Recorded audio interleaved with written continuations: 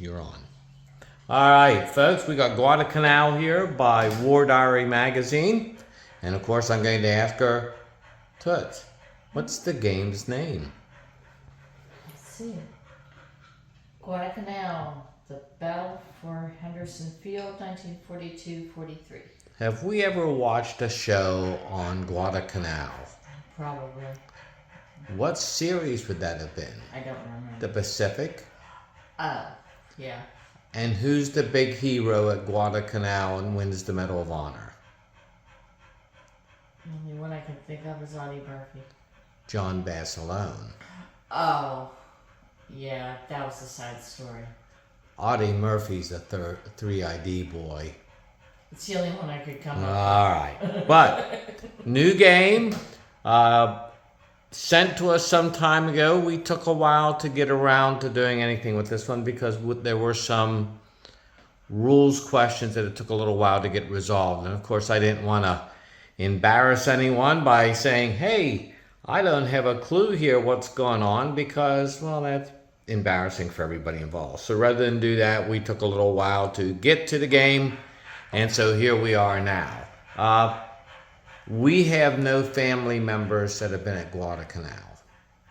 You have no family members that were at Guadalcanal, but who do we know associated with my father who was at Guadalcanal? Do you remember? Tittle. Oh, yeah, you talked about Tittle for years. Tittle was an electrician who worked with my father. What happened to Tittle? Yeah, you said he didn't like to talk about his time in the war. But he would talk to me about it. Okay. Because I was a little boy. You were a little boy. And I liked military stuff. But he lost an eye. That's right, Tittle lost an eye.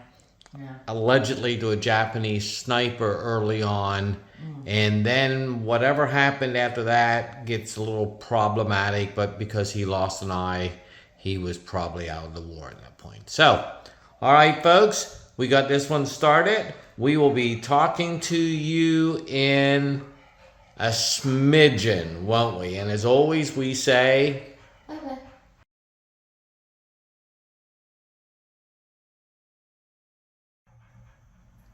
Good afternoon, folks. It's raining here in Alabama today, so it could be like Guadalcanal because it's raining. In fact, it's rained most of the last several days.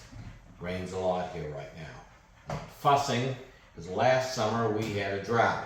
This summer, we have a lot of rain, and my lawn outside, and I'm looking outside my game room window, is very green. Not complaining again, because after the rough winter we had, didn't know what we were going to get to grow. But, as Katie showed you, Guadalcanal. Ta-da! And the back side, this is from Roy at War Diary magazine. And let me give a plug to War Diary magazine, who we've at times have written for. The game has a flyer in it. And the flyer still smells fresh. We always like to think that come out of games that smell fresh. So, let's talk about books first. The first one, The Tome, and I mean The Tome, Richard B. Franks, who has written the best book on the war in China as well, which is Tower of Skulls. Frank's book is indispensable to understanding this game. Guadalcanal is a multi-dimensional campaign. It is both air, naval, and of course land. And guess what? We only think of the Marines there. Well, the Army was there too, and the Army was there a lot. But the Marines started the campaign. So, Frank's book is a good starting point. Ian Toll's Pacific Crucible deals nicely with the naval aspects of Guadalcanal. I had avoided Toll's books for a number of years. Miss Katie campaigned to get me one for Christmas. I read, I think it was the 3rd volume, something about the gods. In fact, let's just see. It would have been, I gotta put my glasses down so I can read it. And it doesn't look like it says in here. Nope, doesn't, because Twilight of the Gods, I was good. I had something about the gods, which is the later part of the war. And then Peter Harmson has written a trilogy on the War in the Far East. This is volume 2. We've reviewed all these volumes for Armor Magazine, because being the good Army Colonel I used to be, and being the tanker that I was, Armor Magazine does a nice synopsis of Guadalcanal. Now, let's talk about the game. First thing, the map. Well, Roy will be mad at me. I'm not the greatest fan of the map because I have trouble seeing it because the hex sides are not filled in. They've got those little white fingers, I like to call them. Now, could they have done that differently? Well, the problem with doing black is you look again, all the jungle would make the black even hard to pick up. So I don't know if what they did was maybe not the best solution, but had they done that, they needed to make it a more bold white to see, because I frankly have trouble seeing it. Maybe someone else won't. You've got these charts at the top, and of course there are 2 map sheets.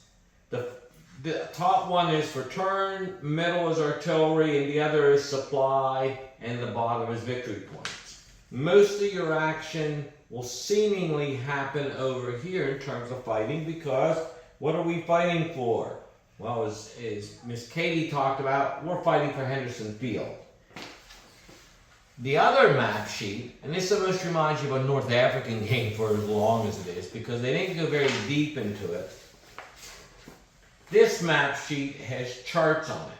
Well, I wish they would have done a bolder font or a thicker font for the numbers. So I find the numbers a little hard to read. And what's interesting is the artillery bombardment table here is correct. The one on that I have for my player aids card is not correct.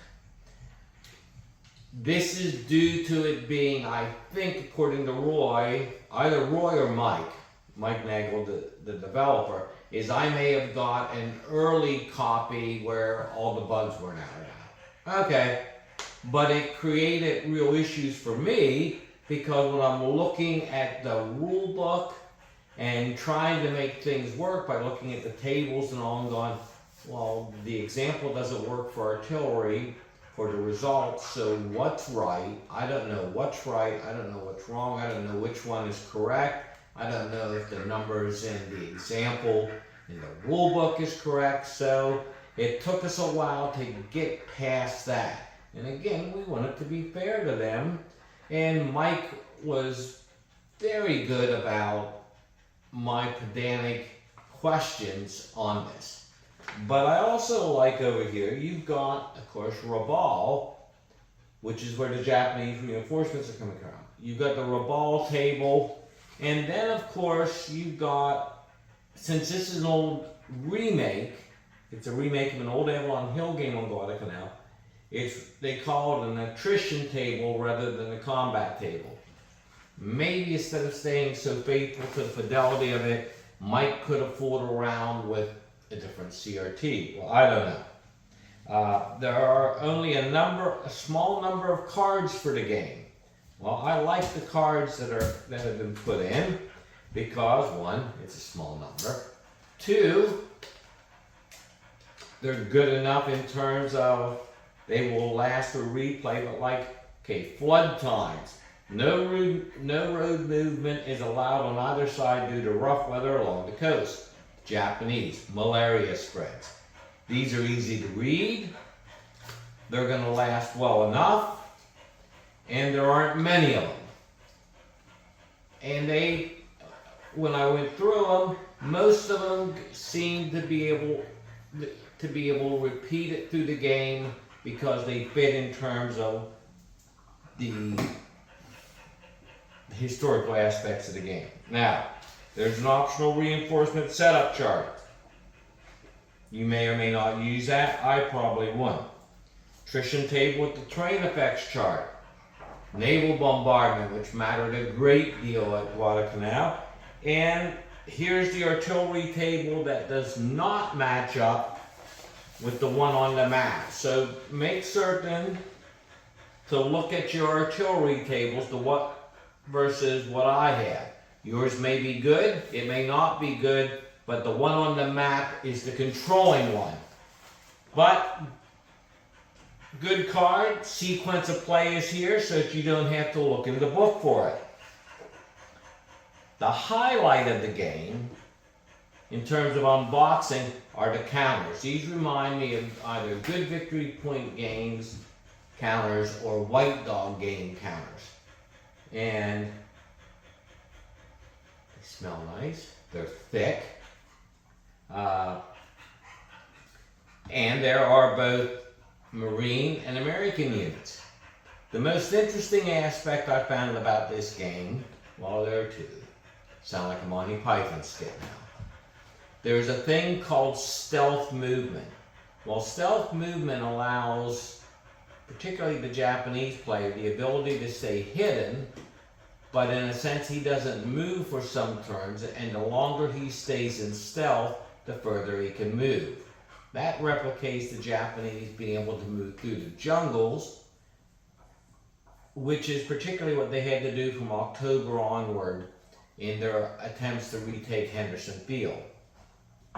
There was also, the Japanese would seem to have more artillery than was actually there. But when you go and you read Frank's book, the Japanese had some artillery and a lot of mortars. So to me, the Japanese artillery is mainly mortar, but they did hump artillery pieces through the jungle, and individual soldiers would have to carry shells. Soldiers racked by malaria and lack of food would still have to carry each a shell. So, there it is, folks. It is a new game. We're looking forward to it. It's an older game. We don't know it because we never had the Avalon Hill Guadalcanal game. So this is truly a new game for us, and I don't think I've ever played a Guadalcanal game before, except the Boot series, Guadalcanal, very small tactical. So we've never played a Guadalcanal game, so this will be interesting, folks. As always, we get ready to say thank you, and Miss Katie will get ready to turn it off. Thank you, folks.